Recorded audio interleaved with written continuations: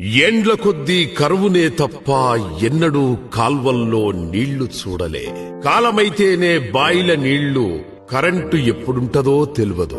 గుక్కిచ్చిపోసే బోర్లతో గుంట మడి కూడా తడవకపోయేది. ఏటా ఇదే కథ. అప్పుల యవసం, కడుపు నిండని కష్టం. ఇట్లా ఆశగొట్టేసుకున్న మాకు అన్నం పెట్టింది